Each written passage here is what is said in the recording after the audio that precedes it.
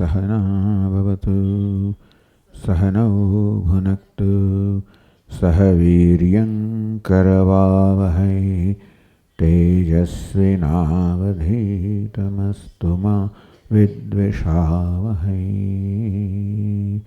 ॐ शान्ति शान्ति शान्तिः। ॐ पूर्णमदः पूर्णमिदं पूर्णात् पूर्णमुदच्यते पूर्णस्य पूर्णमादाय पूर्णमेवावशिष्यते। ॐ शान्ति शान्ति शान्तिः। श्रुतिस्मृतिपुराणानाम् आलयं करुणालयं नमामि भगवत्पादं शङ्करं लोकशङ्करं शङ्करं शङ्कराचार्यं केशवं बादरायणं सूत्रभाष्यकृतौ वन्दे भगवन्तौ पुनः पुनः। ईश्वरो गुरुरात्मेति मूर्तिभेदविभागिने व्योमवद्व्याप्तदेहाय दक्षिणामूर्तये नमः।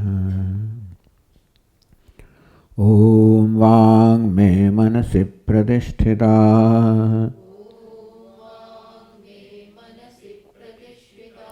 मनो मे वाचि प्रतिष्ठितम्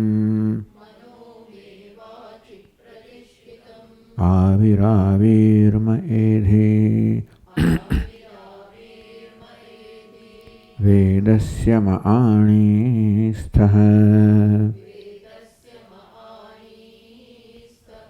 श्रुतं मे मा प्रहासेः अनेनाधीतेन अहोरात्रान् सन्दधामि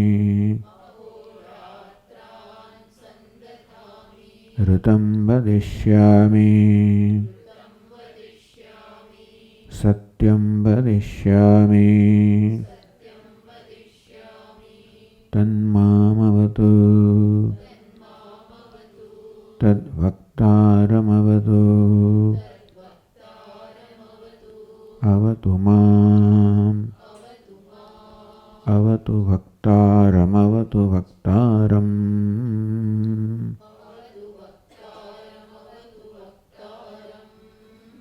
ॐ शान्ति शान्ति शान्तिः।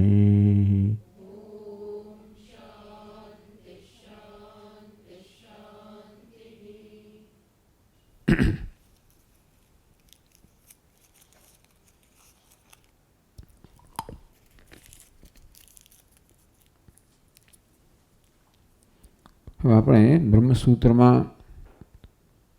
આ ઉપનિષદ વિશે જે રીતે નિર્ણય કરવામાં આવ્યો છે એ સંક્ષેપમાં જોઈશું. ઋષિભાઈએ તમને બધાને બ્રહ્મસૂત્રની PDF તો મોકલી છે.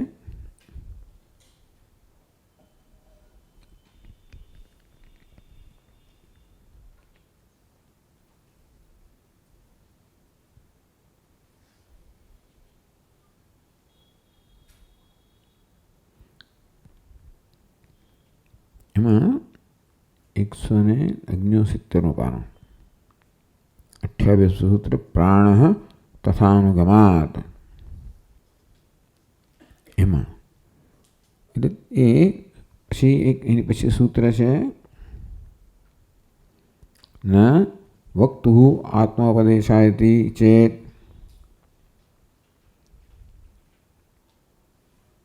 પછી શાસ્ત્ર દૃષ્ટ્યા તો ઉપદેશો વામદેવવત. આ બધા સૂત્રો છે જેમાં આપણે જે છેલ્લા અઠવાડિયામાં અભ્યાસ કર્યો એ કૌશિકી ઉપનિષદમાં તાત્પર્યનો નિર્ણય થયેલો છે. બ્રહ્મસૂત્રની કયા પ્રકારની શૈલી છે જરા સંક્ષેપમાં આપણે વિચારીએ. જ્યારે સ્વતંત્ર રીતે આ ઉપનિષદનો અભ્યાસ કરીએ થોડીક વોલ્યુમ ઘટાડવું પડશે. આ કે કોઈ પણ ઉપનિષદ તો ઘણીવાર એની શૈલી પોતાની વિલક્ષણ શૈલી હોય છે. એ દ્વારા દરેક ઉપનિષદ આપણને કંઈક પહોંચાડવા માગતું હોય છે. એટલે ઘણીવાર એમાં શંકા જન્મતી હોય કે ભાઈ કયા શબ્દનો શું અર્થ કરવો, કયા વાક્યનો શું અર્થ કરવો. અને એ રીતે ક્યારેક વાક્યોનો એકથી વધારે અર્થ થઈ શકે. તો એવો પક્ષ લેવામાં આવે કે ભાઈ આ ઉપનિષદમાં તો કે આ વિભાગની અંદર કે આ પ્રકરણમાં તો આ વાક્યનો આવો અર્થ થાય. પૂર્વ પક્ષે કંઈક રીતે જાણે બતાવવા માગતો હોય કે એ ઉપનિષદનો કે વિભાગનો પ્રયોજન બ્રહ્મના ઉપદેશમાં નથી, બીજા ઉપદેશમાં છે. આપણે પૂર્વ પક્ષે કહીએ. અને પછી એ વાક્યનો વિચાર કરવામાં આવે, એનાલિસિસ કરવામાં આવે અને એ રીતે સંશોધન કરવામાં આવે, અન્વેષણ કરવામાં આવે કે કેવી રીતે આ વાક્યનો અર્થ એવો થવો જોઈએ જેથી અહીં ઉપનિષદના બ્રહ્મનો જ ઉપદેશ છે. એટલે મુખ્ય સિદ્ધાંત એ છે કે બધા જ ઉપનિષદ જીવ અને બ્રહ્મના ઐક્યનો ઉપદેશ કરે છે. એક અદ્વિતીય બ્રહ્મ જ માત્ર સત્ય છે. જે પોતાને જીવ માને છે બ્રહ્મ છે, આ સર્વ બ્રહ્મ છે, એક અદ્વિતીય. આવો તાત્પર્ય બધા જ ઉપનિષદોનું છે. અને ઘણીવાર આપણે વાત કરી તેમ પ્રત્યેક ઉપનિષદ આપણને આ તત્વ વિશે ચિંતન કરવાની પોતાની આગવી શૈલી પ્રદાન કરે છે. એમાં પોતાના દૃષ્ટાંતોનો, પોતાની શૈલીનો ઉપયોગ કરે. એ શક્ય છે કે આપણને કદાચ એ જ પ્રકારનો સંદેશ ન પ્રાપ્ત થાય જે એમાં કહેવા માંગે છે. તો બ્રહ્મસૂત્રમાં એવા વિષયો લેવામાં આવે જ્યાં કોઈક સંદેહ થઈ શકે, એકથી વધારે અર્થઘટન થઈ શકે. અને પછી ચર્ચા દ્વારા, મીમાંસા દ્વારા, તર્ક દ્વારા નિર્ણય કરવામાં આવે કે ખરેખર એ વાક્યનો શું અર્થ થવો જોઈએ. તો હવે જે સૂત્ર છે, 28 સૂત્રથી શરૂ થાય છે ચર્ચા. પ્રાણ તથા અનુગમાત. તો પ્રાણ, આ પ્રાણ છે ટૂંકમાં આ કૌશિકની ઉપનિષદમાં પ્રાણોસ્મિ પ્રજ્ઞાત્મા, હું પ્રાણ છું, પ્રજ્ઞાત્મા છું, એ પ્રકારે ઇન્દ્રે પ્રતદંડ કહ્યું. એ પ્રાણ શબ્દનો શું અર્થ થાય? તો કે પ્રાણ એટલે બ્રહ્મ. તથા અનુગમાત, સમગ્ર ઉપનિષદનું આપણે જ્યારે વિવેચન કરીએ ત્યારે એ નક્કી થાય છે કે ભલે પ્રાણ શબ્દનો પ્રયોગ થયો હોય પણ એ દ્વારા પરમ બ્રહ્મ એવું કહેવાનો એનો આશય છે કે તાત્પર્ય છે. પ્રાણ તથા અનુગમાત, આપણે જ્યારે અનુગમ કરીએ, ઉપનિષદના વાક્યોનું આલોચન કરીએ ત્યારે આ પ્રાણ શબ્દથી બ્રહ્મ એવો અર્થ થાય તો એ જાતનો સિદ્ધાંત છે. હવે જો આ છે ને આપણી આ ચોપડી, એના પાનાનો હું નિર્દેશ કરીશ કે ક્યાં કયું વાક્ય આવે છે. અસ્તિ કૌશિકી બ્રાહ્મણોપનિષદિ ઇન્દ્ર પ્રતર્દનાખ્યાયિકા. કૌશિકી નામના બ્રાહ્મણોપનિષદમાં ઇન્દ્રને પ્રતર્દનની આખ્યાયિકા છે. તો 34મા પાન પર શરૂ થાય છે.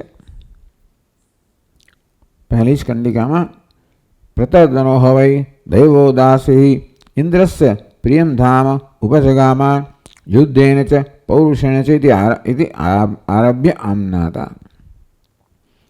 આ પ્રકારે ઉપનિષદનો આરંભ આર્ત થાય છે કે પ્રતર્દનો હવે દેવોદાસી, દેવદાસનો પુત્ર, દેવદાસનો પુત્ર પ્રતર્દન છે.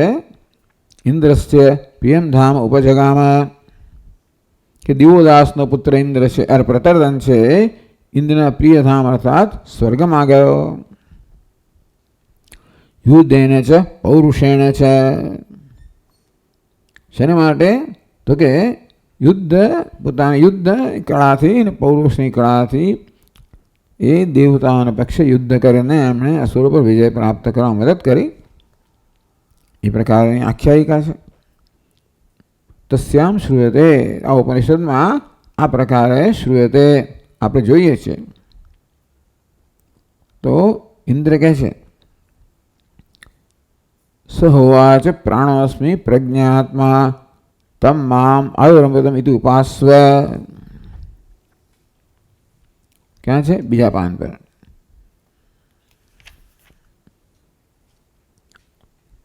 છત્રીસમાં પાન પર પહેલી પંક્તિમાં સહોવાચ પ્રાણોસ્મિ પ્રજ્ઞાત્મા તમ મામ આયુ અમૃતમ ઇતિ ઉપાસ્વ. હવે ઇન્દ્ર એમ કહે છે પ્રતર્દનને કે હું પ્રાણ છું, પ્રજ્ઞાત્મા છું, તું મારું આયુષ્ય અમૃત એ પ્રકારે મારી ઉપાસના કર. શબ્દો આવા છે. એથી તથા ઉત્તરત્રાપી પછી 37મા પાન પર અત ખલુ પ્રાણેવ પ્રજ્ઞાત્મા ઇદમ શરીરમ પરિગૃહ્ય ઉત્થાપયતિ. પાંચમી પંક્તિમાં અથ ખલુ પ્રાણેવ પ્રજ્ઞાત્મા ઇદમ શરીરમ પરિગૃહ્ય ઉત્થાપયતિ. આ પ્રજ્ઞા સાથે તાદાત્મ્ય ધરાવનાર પ્રાણ છે એ જ આ શરીરને ઉઠાડે છે, ઊભું કરે છે. આવું કહેવામાં આવ્યું. આમ ઉપનિષદમાંથી આ ભિન્ન ભિન્ન વાક્યો લેવામાં આવ્યા. તથા ન વાચમ વિજિજ્ઞાસીત વક્તા વિદ્યાદ 44મા પાન પર. ન વાચમ વિજિજ્ઞાસીત, વાણીને જાણવાની ઈચ્છા ન કરવી જોઈએ. વક્તારમ વિદ્યાત, જે વક્તા છે એને જાણવો જોઈએ. ઇત્યાદિ. અંતે ચ સએષ પ્રાણ એવ. અંતમાં નવમી એટલે એ 46મા પાન પર સએષ પ્રાણ એવ પ્રજ્ઞાત્મા આનંદ અજર અમૃત ઇત્યાદિ. એ પ્રાણ છે જે પ્રજ્ઞાત્મા છે એ આનંદ છે, અજર છે, અમૃત છે. આ પ્રકારે 4 વાક્યો લેવામાં આવ્યા. પ્રાણોસ્મિ પ્રજ્ઞાત્મા તમ મામ 1, ખરું પ્રાણ પ્રજ્ઞાત્મા પરી 2, વાચમ વિજિજ્ઞાસિત 3, શેષ પ્રાણ પ્રજ્ઞાત્મા આનંદ અજર અમૃત 4. આ 4 વાક્યો લેવામાં આવ્યા. પ્રશ્ન એ થયો કે આ બધા વાક્યો જુદી જુદી વસ્તુ કહેતા એવું જણાય છે. તો કહે છે તો તત્ર સંશય. આ પ્રકારે જ્યારે આ બધા વાક્યો જોઈએ ત્યારે આ પ્રકારનો સંશય કે શંકા જન્મે કે મેં પ્રાણ શબ્દ એને વાયુ માત્ર અભિધેયતે. જ્યારે પ્રાણ શબ્દનો પ્રયોગ થયો ત્યારે પ્રાણનો પ્રચલિત હતો વાયુ જ છે ને. તો પ્રાણ શબ્દથી શું વાયુ એવું કહેવામાં આવે છે? હું તો દેવતા આત્મા એથી અથવા વાયુ દેવતા કે ઇન્દ્ર દેવતા સમજાવશે કે આ દ્વારા ઉપનિષદનો મુખ્ય વિષય શું છે? પ્રાણ એટલે પ્રાણ જે વાયુ છે એ મુખ્ય વિષય એ શીખવાડવા માંગે છે ઉપદેશ. કે ઇન્દ્ર જ્યારે એમ કહે કે મને જાણ, ત્યારે ઇન્દ્ર એટલે દેવતા એ એનો ઉપદેશ એ એનો વિષય છે. જીવ વક્તા વિદ્યા, વક્તાને જાણો એ જીવની વાત છે. પરમ બ્રહ્મ શેષ પ્રાણ પ્રજ્ઞા આનંદ અજર અમૃત એ બ્રહ્મના વિશે લક્ષણો છે. આમ ભિન્ન ભિન્ન પ્રકારના લક્ષણો પ્રાપ્ત થાય એટલે આનો અર્થ શું કરવાનો? આ ઉપનિષદમાં પ્રાણ એટલે કોઈ વાયુનો ઉપદેશ છે, ઇન્દ્ર એટલે કોઈ દેવતાનો ઉપદેશ છે, વક્તા એટલે જીવનો ઉપદેશ છે, કે અજર અમૃત બ્રહ્મનો ઉપદેશ છે. નાનું અત્યારે પ્રાણ આપણે કહીએ કે ભાઈ આ પ્રાણ શબ્દની ચર્ચા આગળ આવી ગઈ છે આ બ્રહ્મસૂત્રમાં. આ 28માં 23માં સૂત્રમાં આવી ગયું. હવે એવા પ્રાણ ઇત્યત્ર, તો કે આ વાત થઈ છે પ્રાણ શબ્દનો અર્થ બીજી જગ્યાએ અન્યત્ર છાંદોગ્યમાં છે પ્રાણ શબ્દ છે એને એનો અર્થ બ્રહ્મ થવો જોઈએ. એ જે પ્રાણ શબ્દ અર્થ બ્રહ્મ થાય એવો નિર્ણય થઈ ગયો છે આપણે કહીએ એને. તો અને બતાવ્યું કેમ એ પ્રાણ બ્રહ્મ છે, ત્યાં બ્રહ્મના લક્ષણો હતા. यहाँ भी ब्रह्मलिंग अँ पण प्राण शब्द अर्थ ब्रह्म थवो जोईए, कारण के ब्रह्मना लक्षणों से आनंद अजय अमृत. टूंकमां आ उपनिषदमां पण ब्रह्मनो उपदेश छे, कारण के ब्रह्मना लक्षणों स्पष्ट कहेवामां आव्या. आनंद अजर अमृत, तो ब्रह्मने ज लागू पड़े.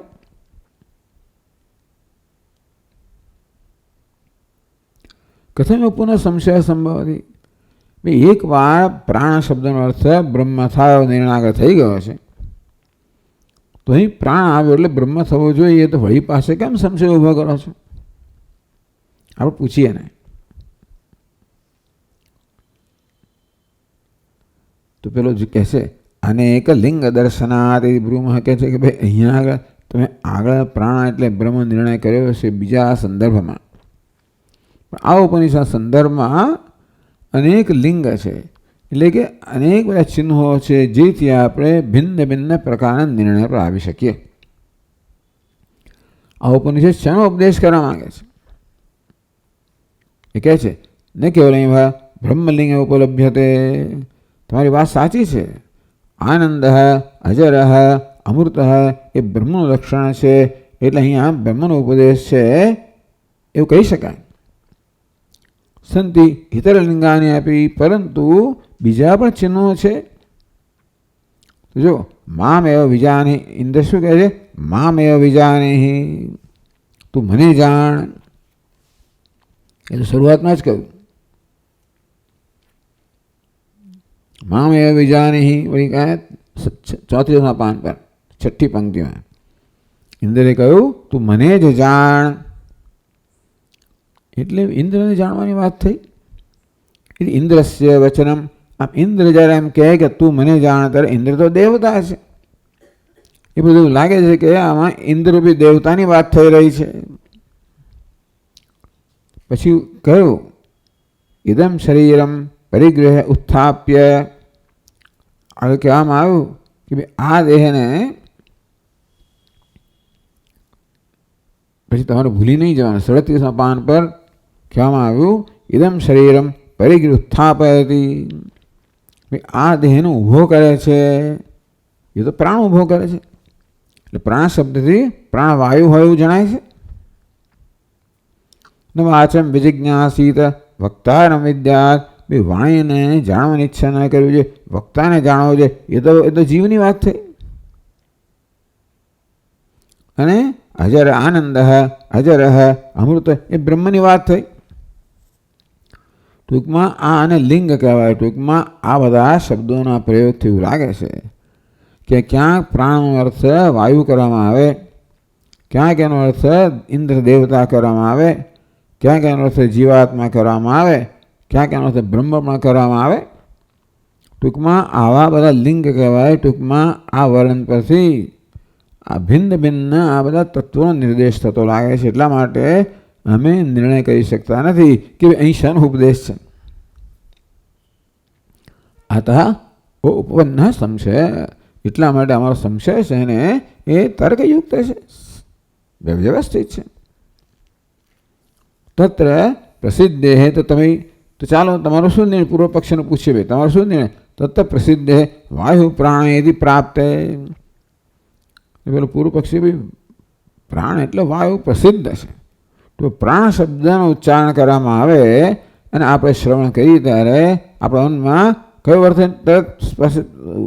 ઉપસ્થિત થાય? વાયુ. અમે કહીએ છીએ કે અહીંયા વાયુનો ઉપદેશ છે, ઉપાસના છે, વાયુની ઉપાસના છે. બસ આ પ્રકારે જ્યારે સંશયનો પૂર્વ પક્ષ થયા, ઇતિ પ્રાપ્તે ઉચ્ચતે, ત્યારે આપણો સિદ્ધાંતિન કહે છે પ્રાણ શબ્દમ બ્રહ્મ વિજ્ઞેયમ. તો કહે પ્રાણ શબ્દથી બ્રહ્મનો ઉપદેશ કરવા, બ્રહ્મ સમજવું જોઈએ. કુતઃ, પેલું કેમ ભાઈ? મેં આટલું તો તમને કહ્યું કે પ્રાણ શબ્દના આવા ભિન્ન ભિન્ન અર્થ તમે બ્રહ્મ કેવું નક્કી કર્યું? તથા અનુગમાત, એ પ્રકારે બધો એનો અર્થ નીકળે છે. અનુગમ એટલે શું? તથા એ ચાલો અમે બતાવીએ. પૌર્વાપર્યેણ પર્યાલોચ્યમાને, કોઈ પણ શબ્દનો એમનેમ અર્થ નહીં લેવાનો.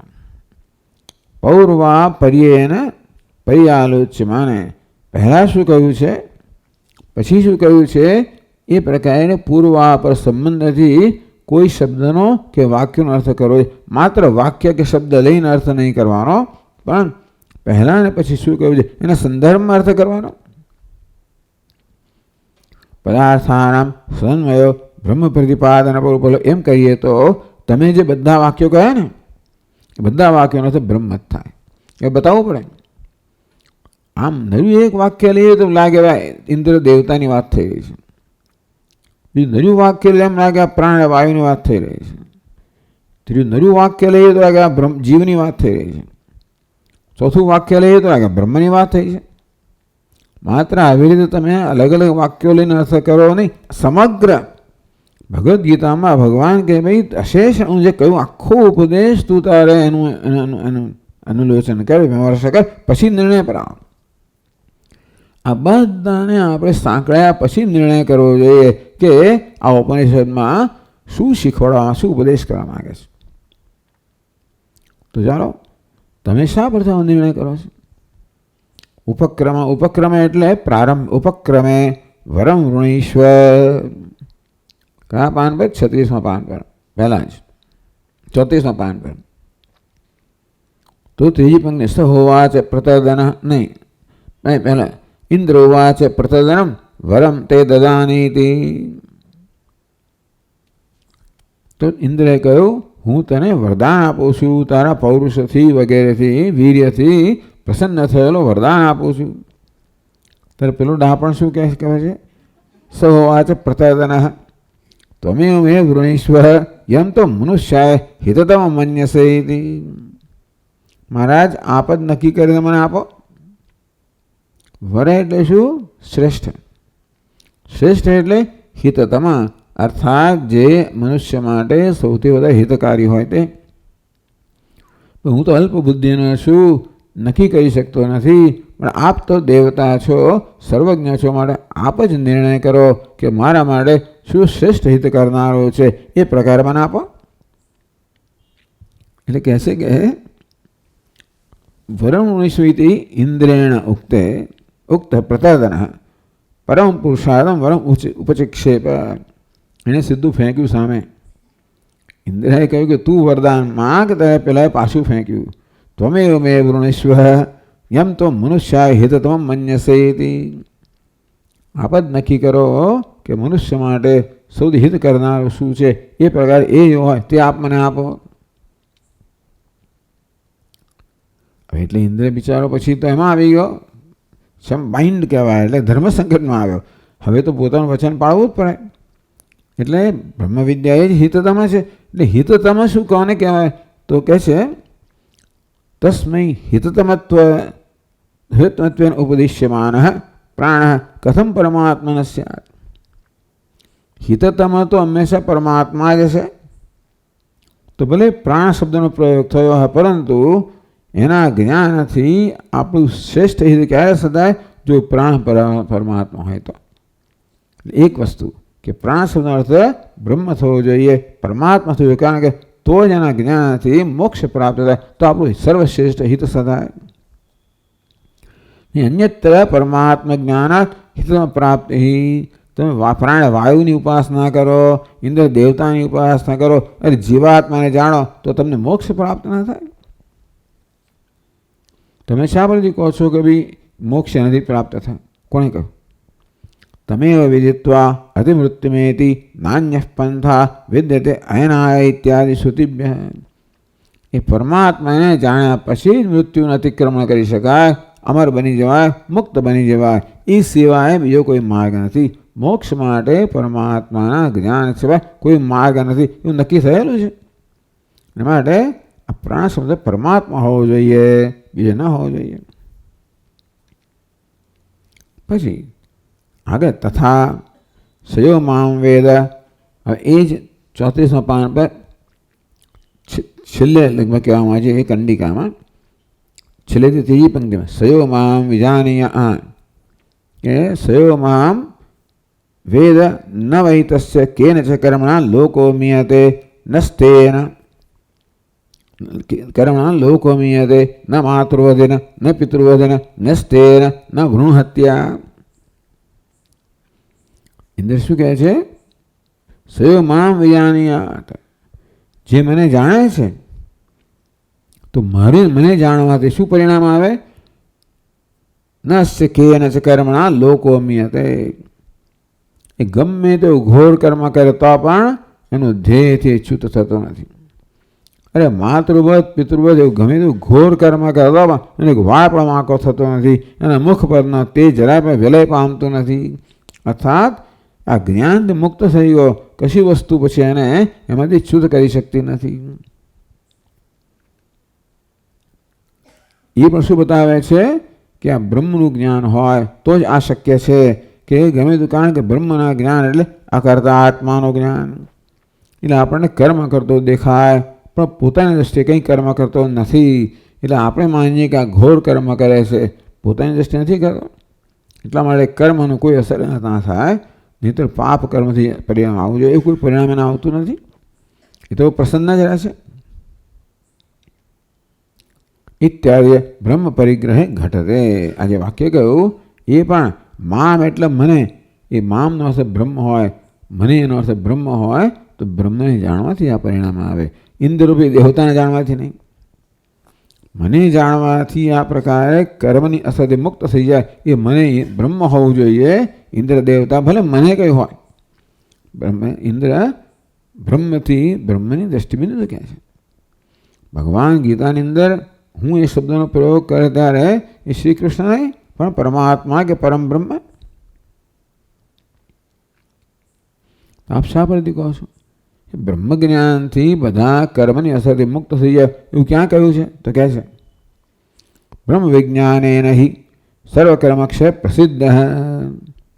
શાસ્ત્રમાં પ્રસિદ્ધ છે કે બ્રહ્મના જ્ઞાનથી બધા કર્મનો ક્ષય થઈ જાય, કોઈ કર્મ હવે અસરકારક ન રહે.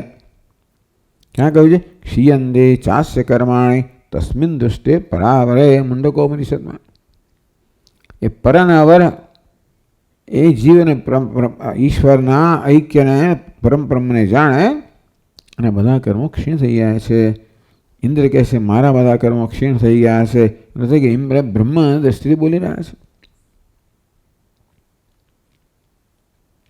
પછી પ્રાણોસ્મિ પ્રજ્ઞાત્મા એમ કહે છે. પ્રાણ છું, પ્રજ્ઞાત્મા છું. પ્રજ્ઞાત્મત્વ છે બ્રહ્મ પક્ષે ઉપપદ્યતે. પ્રજ્ઞા એટલે ડાપણ જ્ઞાન, ચૈતન્ય. તો ચૈતન્ય સ્વરૂપ તો બ્રહ્મમાં જ હોઈ શકે, બ્રહ્મને નહીં. અચેતન વાયો પ્રજ્ઞાત્મા, વાયુ તો અચેતન છે. એ પ્રજ્ઞાત્મા કોન્શિયસનેસ ચેતન ના હોઈ શકે.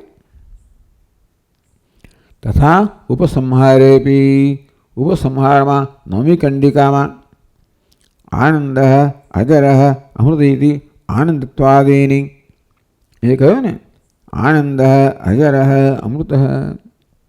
કયા પાન પર કહ્યું? 46 પાન પર. આનંદ અજર અમૃત એ તો બ્રહ્મ સિવાય બીજા કોઈને પણ લાગુ ના પડે. પછી કહ્યું એની પછી જ સન સાધુના કર્મણા ભૂયાન ભવતી. એ જ પાન પછીનું જ વાક્ય અસાધુના કર્મણા કનિયાન એ સહેવ સાધુ કર્મ કારયતિ તમ એમ એભ્યો લોકેભ્ય ઉન્નિશતે. ટૂંકમાં કહ્યું આ પરમાત્મા કેવો છે? આત્મા કેવો છે? પુણ્ય કર્મ કરવાથી એમાં કોઈ વૃદ્ધિ થતી નથી, પાપ કર્મ કરવાથી ક્ષય થતો, એટલે કે કર્મની અસરથી મુક્ત છે. ટૂંકમાં આત્માને બ્રહ્મરૂપે જાણવાથી પુણ્ય પાપ બધા કર્મથી મુક્ત થઈ જાય. ન મુક્તિ તો આ પ્રકારે એશ લોકાધિપતિ એશ લોકેશ. ભાઈ આત્મવર્ણન થયું એ તો લોકનો અધિપતિ છે, લોકનો ઈશ્વર છે, શાસક છે. આ બધું કોને લાગુ પડે? આ વાયુને લાગુ ના પડે, જીવને લાગુ ના પડે, ઇન્દ્રને પણ લાગુ ના પડે. તો માત્ર પરમાત્માને જ આ વર્ણન લાગુ પડે. સર્વમેતત પરસ્મિન બ્રહ્મણી આશ્રયમાણે. ટૂંકમાં આ બધા શબ્દ વાક્યોનો અર્થ પરમ બ્રહ્મ એ પ્રકારે કરવામાં આવે તો જ આ બધા વાક્યોની સંગતિ બેસે, એ સિવાય ન બેસે. તસ્માત પ્રાણો બ્રહ્મ, માટે પ્રાણ શબ્દથી બ્રહ્મનો ઉપદેશ છે. આ જો બ્રહ્મસૂત્રની શૈલીની વાત કરી છે આપણે. આ રીતે એટલા બધા આપણે ભાષ્ય વાંચ્યું કે જ્યારે સ્વતંત્ર રીતે શાસ્ત્રનું અધ્યયન કરવામાં આવે ત્યારે કેવા કેવા અર્થઘટન શક્ય છે. એટલા જ માટે શંકરાચાર્ય મહારાજે કહ્યું કે ભાઈ સ્વાતંત્ર્ય વિદ્વાનો હોય તો પણ સ્વતંત્રતયા એણે આ શાસ્ત્રનું અન્વેષણ ન કરવું જોઈએ. અનેક પ્રકારના અર્થઘટન થાય, અનેક સંશય હોય, અનેક ગૂંચવણા જન્મે. માટે ગુરુ મુખેથી કહું જોઈએ જેમણે શાસ્ત્રના તાત્પર્ય નિશ્ચય છે. તો આ પ્રકારે પહેલા સૂત્રમાં નિર્ણય થયો કે આ ઉપનિષદમાં બ્રહ્મનો ઉપદેશ છે. તો આગળ કહે છે, ચાલો બીજી શંકાઓ કહે છે. ના વક્તુ આત્મોપદેશાદિ ચેત. નહીં, ઇન્દ્ર શું કહે છે? મામેવ વિજાનેહી, તું મને જાણ. વક્તા કોણ? ઇન્દ્ર છે. આત્મોપદેશાદ મામ જાનેહી, તું મને જાણ. ક્યાં કહ્યું? 34 પાન પર. હા, 6 હોવા છે મામેવ વિજાનેહી. ઇન્દ્ર શું કહ્યું? પ્રતદનને તું મને જ જાણ. અરે મને જાણ એટલે તો ઇન્દ્રને જ જાણ ને. ઇન્દ્ર શું કહે છે? પ્રતદનને તું મને જ જાણ. એટલા માટે આ બ્રહ્મ પરક નથી, આ તો દેવતા પરખ એમ લાગે છે. એવું જો હોય અધ્યાત્મ સંબંધ ભૂમા અસ્મિન, તો કે નહીં. અધ્યાત્મ અર્થાત પરમાત્મા સંબંધી અનેક બધા અહીંયા આગળ વાક્યો છે. એ બધું નક્કી થાય કે ઇન્દ્ર જ્યારે એમ કે મને જાણ, એ મનનો અર્થ કોઈ દેવતા નહીં પરંતુ પરમાત્મા થવો જોઈએ, એ પ્રકારનું સૂચન કરનારા અનેક વાક્યો છે. તો કહે છે યદુક્તમ પ્રાણો બ્રહ્મેતિ તદ આક્ષિપ્યતે. તો આગળના સૂત્રમાં નિર્ણય કરવામાં આવ્યો કે પ્રાણ બ્રહ્મ છે. હવે એના વિશે આક્ષેપ કરવામાં આવે છે, શંકાની એને નકારવામાં આવે છે. કેમ? શું? કેવી રીતે? ન પરમ બ્રહ્મ. પ્રાણ શબ્દ પૂર્વ પક્ષી કહે છે કે આ પ્રાણ શબ્દનો અર્થ પરમ બ્રહ્મ ના થાય. આપણે કેમ ભાઈ કસ્માત કેમ ના થાય? કહ્યું તો ખરું હમણાં. તો કે નહીં, વક્તુ આત્મોપદેશાદ. ઇન્દ્ર વક્તા છે અને શું કહ્યું? મામ વિજાની, તું મને જાણ. એમ પોતાના આત્માનો ઉપદેશ કરે છે. તો વક્તા કોણ? કોણ આવું કહે છે? વક્તા હિ ઇન્દ્રો નામ. અને વક્તા કોણ છે? ઇન્દ્ર. કશ્ચિત વિગ્રહવાન દેવતા વિશેષ. તો સહસ્રાક્ષ કોણ ઉપદેશ કરે? ઇન્દ્ર નામનો દેવતા 1000 આંખ ધરાવનાર, એવો વિગ્રહ ધરાવનાર. ટૂંકમાં આ વિશેષતા ધરાવનાર, વિગ્રહ શરીર ધરાવનાર. ઇન્દ્ર તો વજ્રહસ્તા છે અને પાછા સહસ્રાક્ષ છે. એવી જાતનો કોઈક દેવતા છે. એ કહે છે કે તું મને જાણ. આ પ્રકારે શબ્દોનો આપણે માત્ર વાચ્યાર્થ લઈએ તો એવો જ અર્થ થાય. એટલે વિગ્રહવાન દેવતા વિશેષ સ્વમાત્માન પ્રતદનાય આચચક્ષે. ઇન્દ્ર નામના કોઈ એક દેવતા જે એ પ્રકારનો વિગ્રહ કે શરીર ધરાવનારા હતા, એમણે ઇન્દ્રને આ પ્રકારે કહ્યું મામેવ વિજાનેહી, તું મને જ જાણ. મામેવ, મને જ જાણ. ઇતિ ઉપક્રમે આ કયા આવું કયા પછી વચ્ચે વચ્ચે શું કહ્યું? પ્રાણોસ્મિ પ્રજ્ઞાત્મા. પછી ત્યાં જ કહ્યું, ક્યાં કહ્યું? 36 પાન પર પહેલી પંક્તિ. સ હોવા છે પ્રાણોસ્મિ પ્રજ્ઞાત્મા. હું પ્રાણ છું, પ્રજ્ઞાત્મા છું. પહેલાં શું કહે છે? મને જ જાણ. પછી પોતાને શું કહે છે? હું પ્રાણ છું, પ્રજ્ઞાત્મા. એ પોતે જ કહે છે. ઇતિ અહંકારવાદેન અસ્મિ, હું પ્રાણ છું, પ્રજ્ઞાત્મા છું. એ પ્રકારે અહમનો એણે અહમની સમજણ આપી. શેષ વક્તુ આત્મત્વેન ઉપદિશ્યમાન પ્રાણોસ્મી, હું પ્રાણ છું.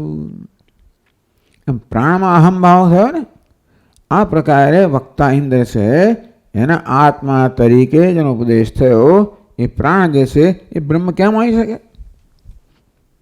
તો આપણે બતાવ્યું કે પ્રાણ અર્થ આપણે કારણો કહે, તો એ બીજા કારણો કહે છે કે મને જ જાણ્યું કહેનાર તો વક્તા ઇન્દ્ર છે. પછી ઇન્દ્ર પોતે જ કહે છે પ્રાણોસ્મી પ્રજ્ઞાત્મા, હું પ્રાણ છું પ્રજ્ઞાત્મા. આવી રીતે પોતાને વિશે કહેનાર તો એ પ્રાણ બ્રહ્મ કેમ હતો? ઇન્દ્ર છે નહીં. બ્રહ્મણ વક્તૃત્વ, પહેલા તો આ વક્તા છે, સમજ પડી ને. ઇન્દ્ર વક્તા છે, બ્રહ્મ બોલે કોદાડો નહીં. બ્રહ્મણ વક્તૃત્વ સંભવતી અવાગ અમાનાહા ઇત્યાદિ શ્રુતિભ્ય. બ્રહ્મનું પરમાત્મા વર્ણન છે અવાગ, વાણી વગરનો છે, અમનાહા મન વગરનો છે. બોલે કેવી રીતે? એ તો બોલનાર છે. આ પ્રકારે જોઈએ તો આ વાત તો સાચી છે ભાઈ તમારે. પછી તથા વિગ્રહ સંધિભિઃ બ્રહ્મણી અસંવદ્ભિઃ ધર્મૈઃ આત્માનં તુષ્ટાવ. વળી પાછા ઇન્દ્રે બળાઈઓ ફેંકી. ઇન્દ્રે બણગા ફૂંક્યા, બળાઈ કરી, પોતાની જાતને આત્મશ્લાઘા કરી ને. ત્યારે મેં આમ કર્યું, મેં તેમ કર્યું. કોણે કર્યું? ઇન્દ્રએ કર્યું. ઇન્દ્ર નામના કોઈ દેવતા વિશેષે જે પરાક્રમો કરેલા એ પરાક્રમ દ્વારા ઇન્દ્ર પોતાને ઓળખાવે છે. કહ્યું ને આગળ. તો કહે છે યન્મા વિજાનીયાત ત્રિશીર્ષાણમ ત્વાષ્ટ્રમ અહનમ અવાંગમુખાન યતીન સાલાવકે પ્રાયચ્છમ. ઇન્દ્રે પોતાના પરાક્રમો કહ્યા. મેં તો 3 મસ્તકવાળા વિશ્વરૂપની હત્યા કરી નાખી. જે યતિઓ પોતાના ધર્મનું પાલન નહોતા કરતા, અતિક્રમણ કરતા હતા, એ લોકોને મેં મારી નાખ્યા વગેરે વગેરે. આમ આત્માનમ તુષ્ટ ત્રિશીર્ષાણમ ત્વાષ્ટ્રમ અહનમ અરુન્મુખાન યતીન શાલાવકે પ્રાયચ્છમ ઇતિ. આ પ્રકારે આમ કરીને ઇન્દ્રે આત્મશ્લાઘા કરી. ઓકે, બ્રહ્માઓ ક્યાં? આ તો ઇન્દ્રની વાત થઈ રહી છે. એટલે અહમ શબ્દનો શું અર્થ કરવાનો? ઇન્દ્રે જ્યારે પ્રતર્દનો ઉપદેશ કર્યો, મામેવ વિજાની, તું મને જ જાણ. મને એટલે કોણે? ઇન્દ્રે પોતાને ઓળખાણ આપી, પ્રાણોસ્મી પ્રજ્ઞાત્મા, હું પ્રાણ છું પ્રજ્ઞા. એ પહેલા બોલે છે, એ પરથી જ આ બોલનાર કોઈ કે છે જે બ્રહ્મ ના હોય. પ્રાણોસ્મી પ્રજ્ઞાત્મા, હું પ્રાણ છું એ પ્રકાર ઓળખાણ આપી. વળી કે હું કોણ છું? મેં ત્વષ્ટાનો વધ કરી નાખ્યો, આનો વધ કરી નાખ્યો, આમ કરી નાખ્યું. આ પ્રકારે આ પરથી શું જણાય છે કે આ તો કોઈ બ્રહ્મણી અસંભવદ્ભિઃ ધર્મૈઃ.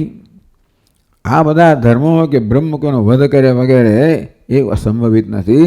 આ તો કોઈ વિગ્રહ ધરાવનાર, દેહ ધરાવનાર કોઈ દેવતાનું જ વર્ણન છે. જ્યારે હું મેં આમ કરે એમ કહે ત્યારે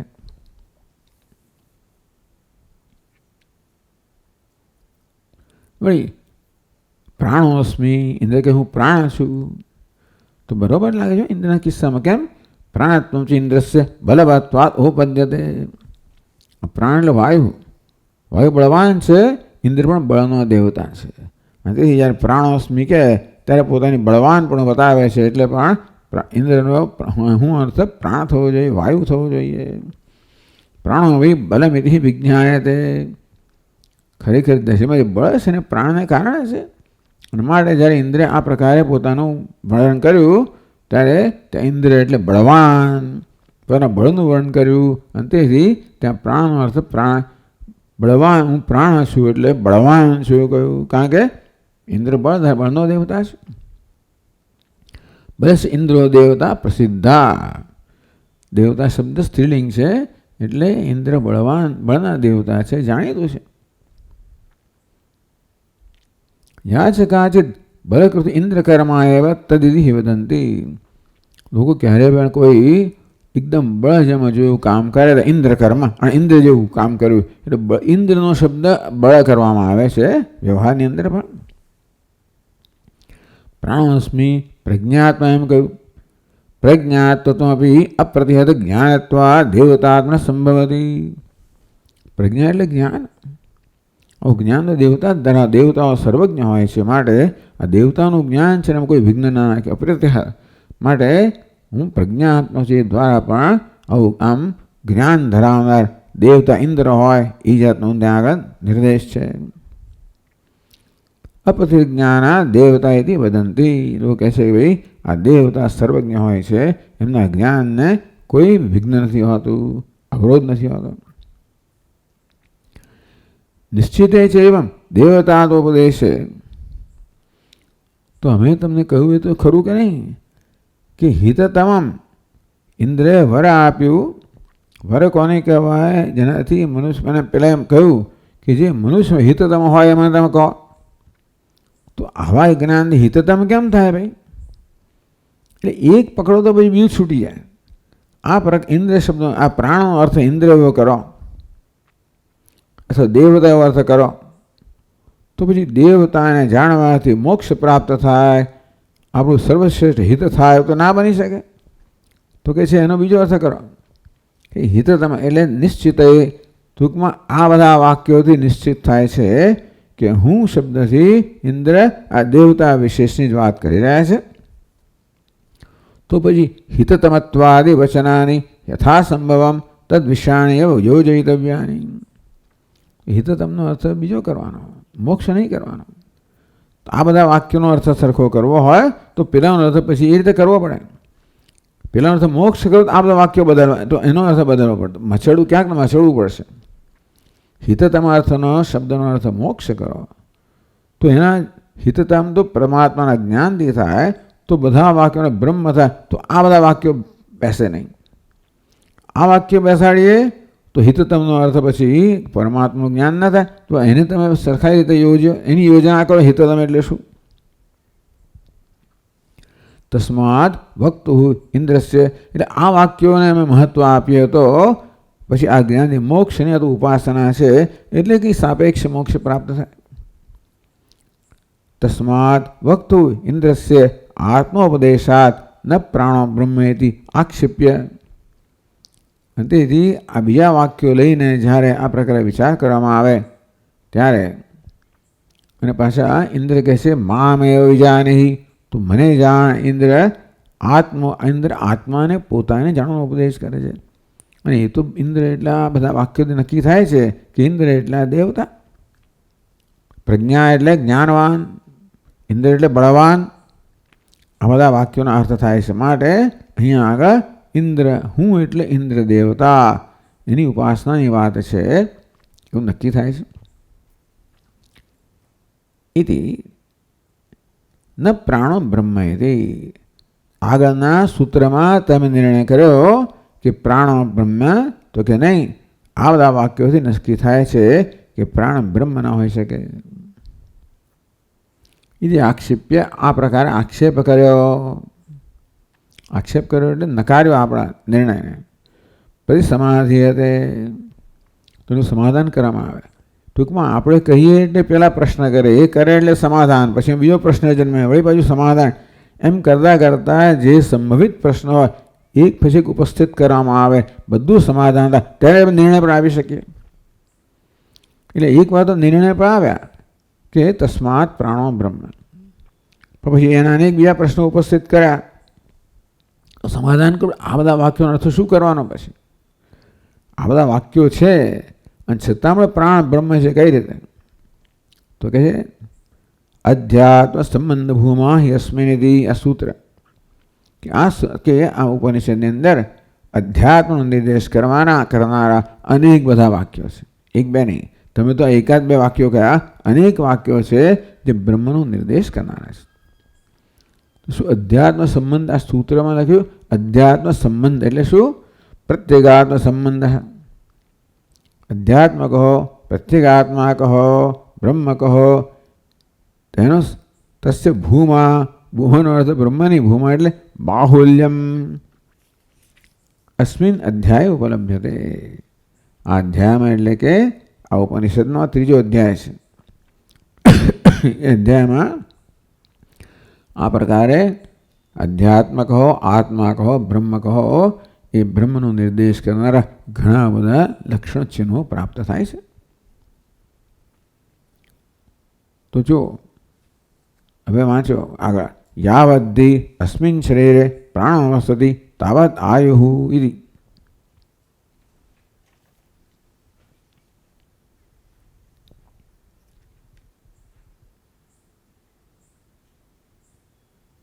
ક્યાં છે? 36મા પાન પર.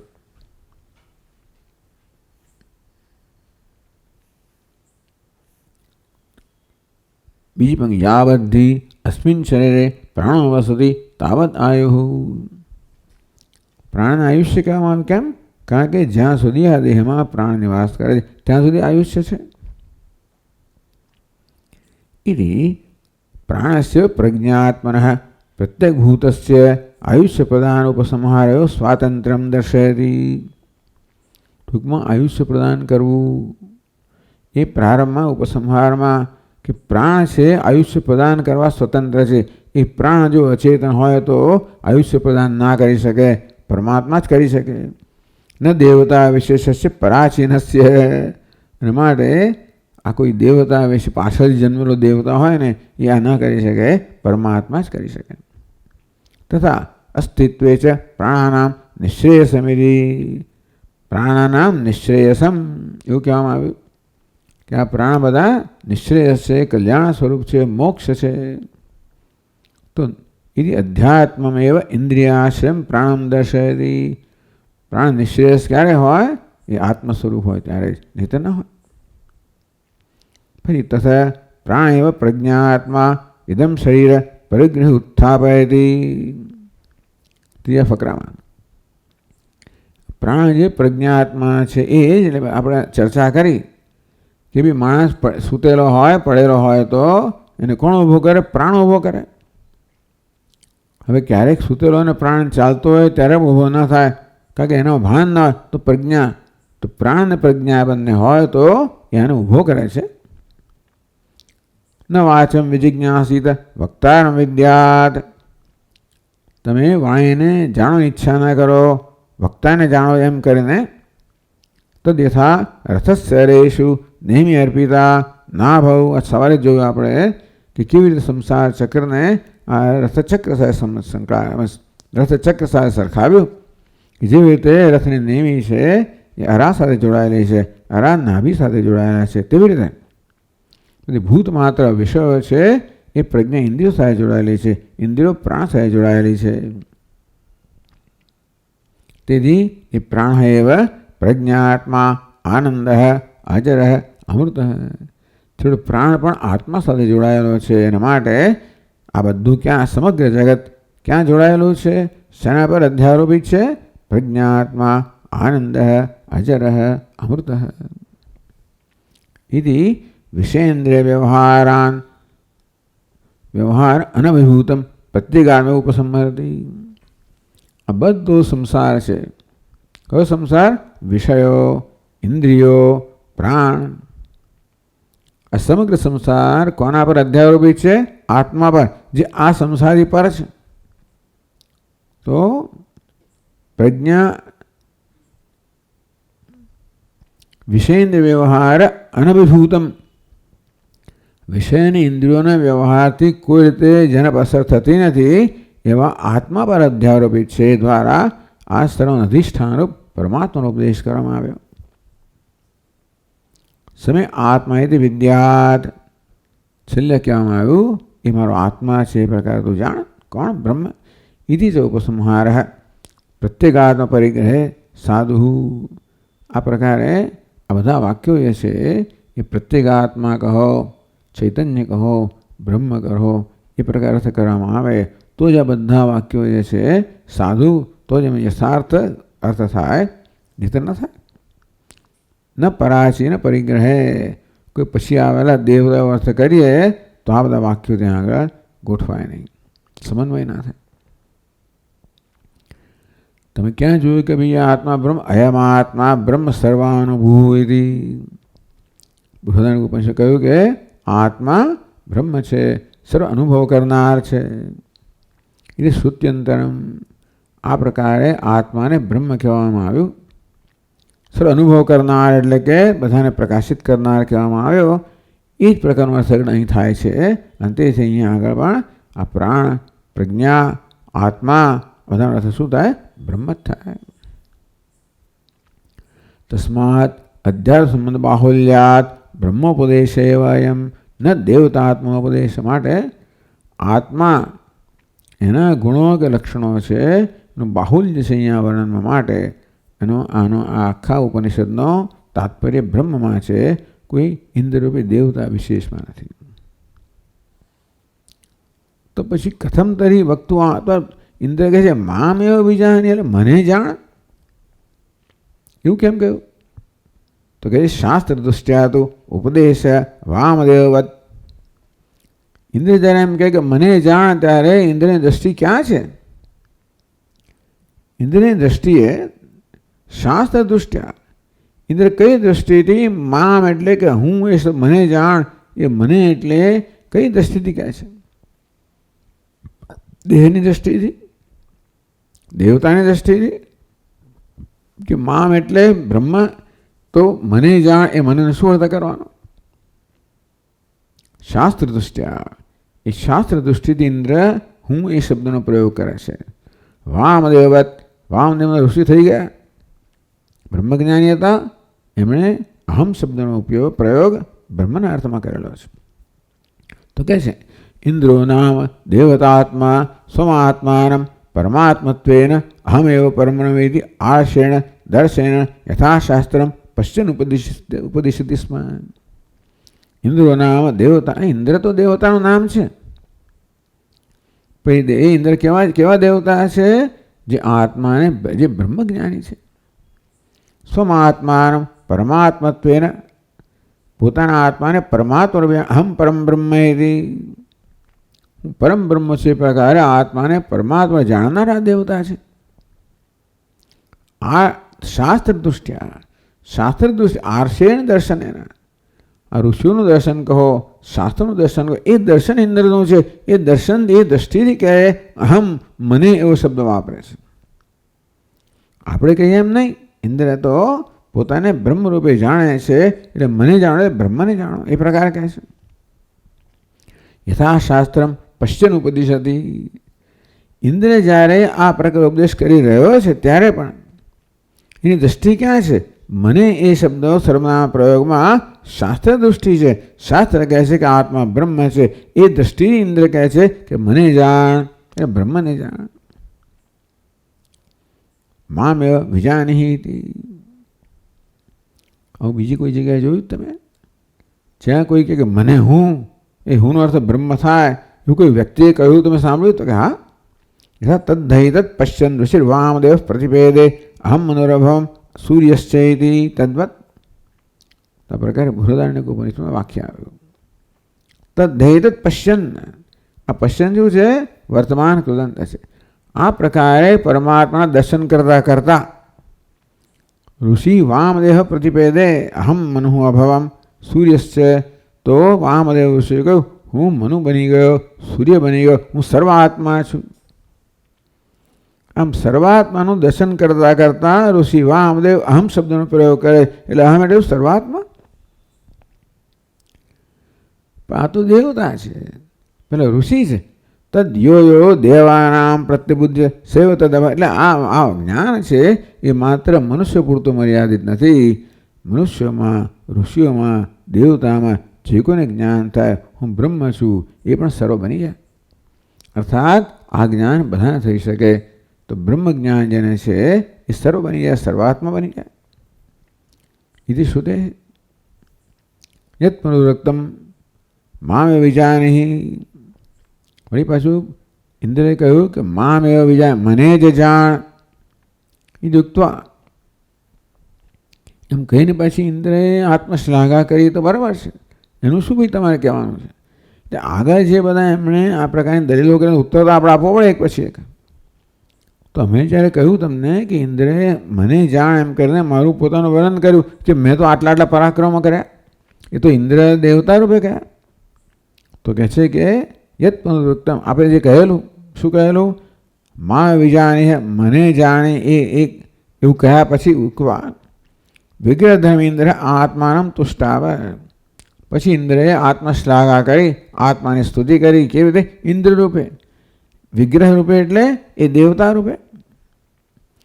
ત્વાષ્ટવધાદિભીતિ, મેં ત્વાષ્ટનો, ત્વષ્ટાના પુત્રનો વધ કરી નાખ્યો, પેલો વધ કરી નાખ્યો. એ જે વર્ણન કર્યું તો ઇન્દ્ર દેવતા રૂપે કર્યો.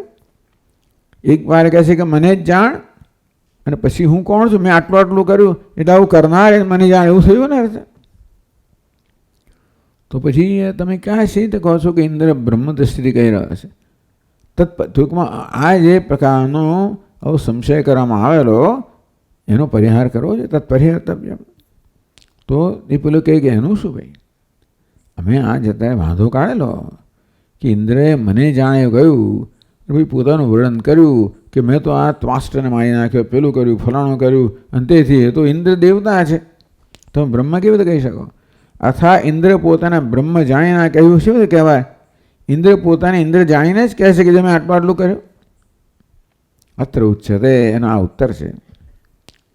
ત્વાષ્ટવધાદીના વિજ્ઞ ઇન્દ્ર સ્તુત્યર્થત્વેનો ઉપન્યાસ. મેં આ વધ કર્યો, મેં ત્વાષ્ટનો વધ કર્યો, મેં પેલા બધા લોકોને સજા કરી. એ મેંનો અર્થ જે જાણવાનો છે કોણ છે? મને જાણ, અર્થાત હું કોણ છું? વિજ્ઞેય, જાણવાનો છે. જેને જાણવાનો છે એ હું આવો છું, એ ઇન્દ્ર નથી. ન વિજ્ઞ ઇન્દ્ર સ્તુત્યર્થ એનો ઉપન્યાસ. જ્યારે ઇન્દ્ર મેં આ બધા પરાક્રમો કર્યા ત્યારે મેં શબ્દથી ઇન્દ્ર એ પ્રકારનો અર્થ નથી કરતો. કેમ? યસ્માદ એવમ કર્માહમ તસ્માન મામ વિજાનીહિ, કે મેં આવું કર્મ કર્યું અને તેથી તું મને જાણ, એવું નથી. ભલે ઇન્દ્રે આ શબ્દનો પ્રયોગ કર્યો હોય કે મેં આ બધા પરાક્રમો કર્યા એવા મને તું જાણ, એવું અર્થ નથી. કથમ તરીકે શું અર્થ છે ભાઈ? વિજ્ઞાન સ્તુત્યર્થત્વેન, આ તો પોતાના જ્ઞાનની સ્તુતિ કરવા માટે. એ પોતાની સ્તુતિ નથી કરતો એટલે કહેવામાં આવ્યું કે આ કે ઇન્દ્રનું પરાક્રમ નથી, આ તો શેનું છે? મહત્તા, અજ્ઞાનની મહત્તા છે. એટલે કહે છે કે ઇન્દ્ર આ પ્રકારે જ્યારે સ્તુતિ કરી રહ્યો હતો ત્યારે ઇન્દ્ર કે દેવતાના પરાક્રમ સ્તુતિ નથી કરી રહ્યો. ઇન્દ્રને પોતાનું જે જ્ઞાન છે એ જ્ઞાનની સ્તુતિ કરી રહ્યો છે. કેમ? કારણ કે આ બધો વધ કર્યા પછી શું થયું? વિજ્ઞાન સ્તુત્યર્થત્વેન યત કારણ ત્વાષ્ટવધાદેની સાહસાની ઉપન્યસ્ય. આ પ્રકારના મોટા પરાક્રમો કર્યા, ત્વાષ્ટનો વધ વગેરે. પછી શું કહે છે? પરેણ વિજ્ઞાન સ્તુતિમ અનુસંધાતી, પછી એ વિજ્ઞાનની સ્તુતિ કરે છે. તસ્ય મે તત્ લોમચ ન મીયતે, આવી જાતના ઘોર કહેવાતા કર્મ કર્યા છતાં પણ મારો વાળ પણ વાંકો થયો નથી. એવું કોને થાય? વાળ ક્યારે વાંકો ન થાય? એનો વાળ પણ દૂર, વાળનો પણ નુકસાન ન થાય. એવું ક્યારે થાય? જ્યારે એણે કર્મ ન કરે, એટલે કર્મનું બંધન ના હોય ત્યારે. સ્વયં વેદ ન વિતસ્ય કેન કર્મણા લોકો મીયતે. ઇન્દ્રે કહ્યું કે આ પ્રકારે મને જે જાણે છે એ પણ કોઈ પ્રકારના કર્મથી ખરડાતો નથી, એનાથી અસરમાં આવતો નથી.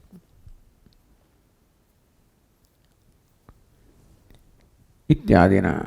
એટલે આ ઇન્દ્ર છે. હવે આ વાક્યનો શું અર્થ કરવાનો? ઇન્દ્ર આત્મશ્લાઘા કરે એવો અર્થ કરવાનો? તો કે નહીં, ઇન્દ્ર વિજ્ઞાનની સ્તુતિ કરી રહ્યા છે. મેં આ બધા પરાક્રમ કર્યા, અમારા આવા પરાક્રમ કરનાર મને જાણતો કે નહીં. આ કર્મ કર્યા છતાં પણ મારો વાળ પણ વાંકો ન થયો. એ કેમ?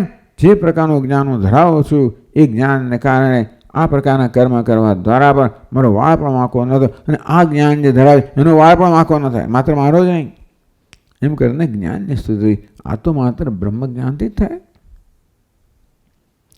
એ તો ઉત્તમ ભવતી. એટલે આનો અર્થ આવો થાય, યસ્માદ ઈદુષાની આપી ક્રૂરાની કર્માણી કૃતવત. આ પ્રકારના ક્રૂર કે ઘોર કર્મ કરનાર મમ બ્રહ્મભૂતસ્ય લોમા આપીને હિંસતે, મારો વાળ પણ વાંકો થયો નથી. ક્યારે હોય? હું બ્રહ્મરૂપી છું. બ્રહ્મભૂતસ્ય મમ, હું જે બ્રહ્મ સ્વરૂપ છું એનો વાળ વાંકો થયો નથી. એટલે કે આ કોઈ કર્મ મને એટલે બ્રહ્મને સ્પર્શતા નથી. હું કર્મથી મુક્ત છું. એ પ્રકારે આ કર્મના પરિણામ દ્વારા વિજ્ઞાનની સ્તુતિ કરવા દ્વારા ઇન્દ્ર કહે છે કે હું બ્રહ્મ છું. એટલે કે આ મેં વધ કર્યો એ વધ કરનારને જાણ નહીં. આવા ઘોર કર્મ કરવા છતાં વાળા વાંકો ન થયો એ પ્રકારનું જ્ઞાન ધરાવનાર એ જ્ઞાનને એવા મને બ્રહ્મને તું જાણ. આ વાક્યનો શું અર્થ કરવાનો સમજાવે છે. એટલે બ્રહ્મભૂત લોમાપી ન હિંસય અન્યોપી મામ વેદ ન તસ્ય કેન કર્મણા લોકો હિંસતે. એવું નથી કે મને જ નથી થતું. આ જ્ઞાન જે કોઈ ધરાવે છે એનો પણ વાળા વાંકો થતો નથી. માટે આવું ક્યારે થઈ શકે? હું નો અર્થ બ્રહ્મ થતો હોય તો જ માત્ર એ કર્મની અસરથી મુક્ત હોય, નહીં ના હોય. આમ ઇન્દ્રમાં કોઈ કર્તૃત્વ નથી. ઇન્દ્ર બ્રહ્મ દ્રષ્ટિથી કહે છે આ કરતા હું છું, માટે કોઈ કર્મથી લીપાયમાન થતો નથી. વિજ્ઞેય તું બ્રહ્મ એટલે મામ વિજાનેહી, એમાં કોને જાણવાનું છે? વિજ્ઞેયમ તું બ્રહ્મ એવ, માટે મામ એટલે બ્રહ્મને જાણ. પ્રાણોસ્મિ પ્રજ્ઞાતી, પ્રજ્ઞાત્મા. પછી હું કોણ છું પણ કહે છે પાછળથી. પ્રાણોસ્મિ પ્રજ્ઞાત્મા, હું પ્રાણ છું, પ્રજ્ઞાત્મા છું, અર્થાત પ્રાણ પ્રજ્ઞા દ્વારા ઉપલક્ષિત પરમાત્મા છું. એમ ઇન્દ્ર પોતાની ઓળખાણ પણ આપે છે. વિવક્ષ્યમાણમ તસ્માત બ્રહ્મ વાક્યમય તત્, માટે આ ઉપનિષદમાં બ્રહ્મનો ઉપદેશ છે, બીજા કશાનો નહીં. આ તો માત્ર તમને થોડીક એની એક ઝલક આપી. આ પ્રકારે બ્રહ્મસૂત્રનું ભાષ્ય વાંચવા દ્વારા આ સમગ્ર ઉપનિષદ જે આપણે આ અઠવાડિયામાં જોયું, આ પ્રકારનું, એટલે આવું એકવાર નિર્ણય થયા પછી ભાષ્યકાર, આનું ભાષ્યકાર જે ટીકાકાર હોય, ભાષ્યકાર હોય, એ ઉપનિષદ કે કોઈ ગ્રંથની વ્યાખ્યા કરે ત્યારે વ્યાખ્યા કઈ દ્રષ્ટિએ કરે? અહીં જે નિર્ણય થયો હોય એ દ્રષ્ટિએ કરે. બ્રહ્મસૂત્રમાં બધા ઉપનિષદના તાત્પર્યનો નિર્ણય થયેલો છે. એ એટલા માટે, જોકે આ ઉપનિષદ પર શંકરાચાર્ય મહારાજે વ્યાખ્યા નથી કરી, પણ શંકરાન જે દીપિકા લખી છે વગેરે વગેરે રચી છે, અને આ ઉપનિષદ સમજાવનારું આ અનુભૂતિ પ્રકાશ ગ્રંથની અંદર વિદ્યારણ્ય સ્વામીની વ્યાખ્યા કરે ને, 100 શ્લોકોમાં ઉપનિષદની વ્યાખ્યા કરી. એ વ્યાખ્યા કરતી વખતે કયું શું ધ્યાનમાં લેવામાં આવી? બ્રહ્મસૂત્રમાં જે આ ઉપનિષદ વિશે નિર્ણય થયો છે એને ધ્યાનમાં લઈને વ્યાખ્યા કરવામાં આવે. એટલા માટે કેવી રીતે આ ગ્રંથો કે શાસ્ત્રોનો નિર્ણય થાય છે એની થોડી ઝલક મેળવવા માટે આપણે આ જે બ્રહ્મસૂત્ર છે એ જરાક સરળતાથી સંક્ષેપમાં જોઈ ગયા. ઓમ વાંગ મે મનસી પ્રતિષ્ઠિતા મનો મે વાચિ પ્રતિષ્ઠિતમ આવિરાવિર્મ એધિ વેદસ્ય મઆણી સ્તઃ શ્રુતમ મે મા પ્રહાસી અનેનાધીતેન અહોરાત્રાન સંદધામિ ઋતમ વදිષ્યામિ સત્યમ વદિષ્યામિ તન્મામવતુ તદ્વક્તારમવતુ અવતુ મામ અવતુ વક્તારમવતુ વક્તારમ. ઓમ શાંતિ શાંતિ શાંતિ. ઓમ પૂર્ણમદઃ પૂર્ણમિદં પૂર્ણાત પૂર્ણમુદચ્યતે પૂર્ણસ્ય પૂર્ણમાદાય પૂર્ણમેવાવશિષ્યતે. ઓમ શાંતિ શાંતિ શાંતિ. શંકરં શંકરાચાર્યં કેશવં બાદરાયણં સૂત્રભાષ્યકૃતૌ વંદે ભગવन्तौ પુનઃ પુનઃ. ઈશ્વરો ગુરુરાત્મેતિ મૂર્તિભેદવિભાગિને વ્યોમવદ્વ્યાપ્તદેહાય દક્ષિણામૂર્તયે નમઃ. ઓમ શાંતિ શાંતિ શાંતિ. હરિ ઓમ. શ્રી ગુરુભ્યો